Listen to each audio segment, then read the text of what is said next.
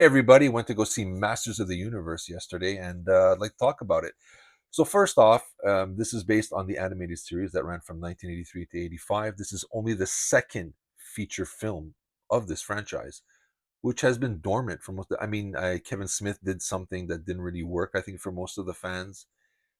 As for Travis Knight, who's done Kubo and Bumblebee, which I really love, and I thought I was looking forward to this movie because just because of him, I thought it's going to be really well done.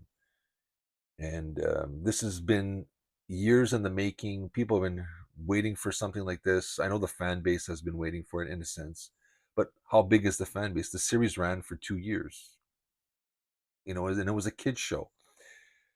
So what this movie successfully does, what Travis Knight does do right, he kind of he recreates the formula of the cartoon in a feature length film, but it doesn't work as a feature length film that way.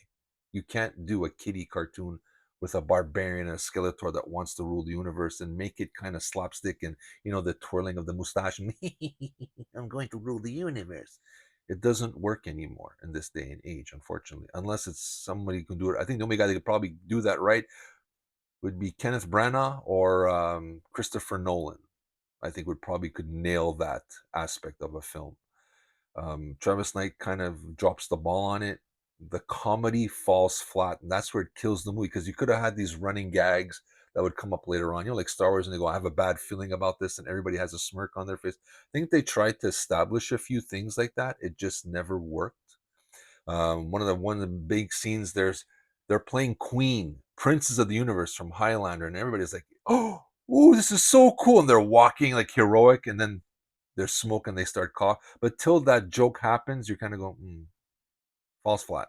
And most of the jokes here fall flat, which kills the momentum of the film or some of these returning to these jokes. And I think, with Ram Man, that he rams things and the guy who fists things, I think as a little kid, you didn't realize that fisting could mean something else. So that they're trying to use these sexual jokes in a format that was designed for children kind of seems odd, but that's me.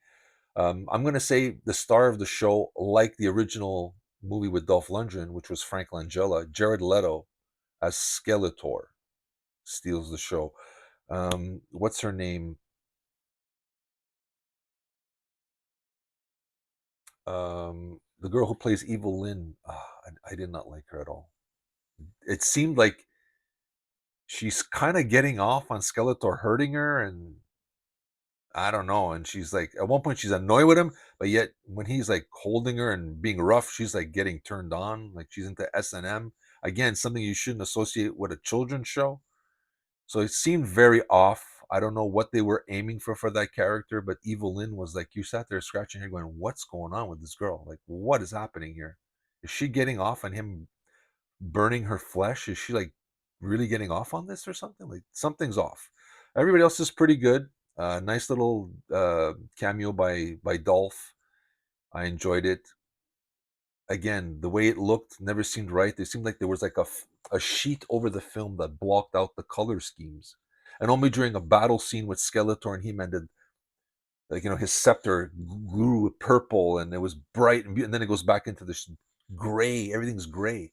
I'm like, for a guy that has a pink shirt on Earth, it looked bland. Everything looked bland. I don't know what happened. I don't know if it's the theater, the way they played it. Their projector wasn't working. It looked bad from the get-go. It looked like they ran out of money and said, "Okay, we paid Idris Alba and Jared Leto so much money. We gotta cut the look of the film. So let's just make it gray." I don't know. So it didn't work for me.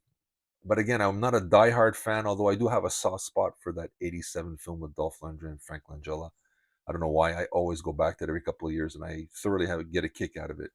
This one kind of falls flat. I think this is better if it would have been on Netflix. I probably would have enjoyed it more, but going to the theater and wasting my money and my time on it, I think they weren't sure where to go with this movie, and it kind of loses its pacing, its track, its ideology, what it's supposed to be. It's not sure what it's supposed to be, and that's the problem. It doesn't know what it's supposed to be, and that's me. You let me know what you think. Do you like the movie? Do you not like the movie? Share your thoughts with us and hit that like button and subscribe. This is Steven from the Aroundtable with my thoughts on Masters of the Universe. And I'll be seeing you guys in the future.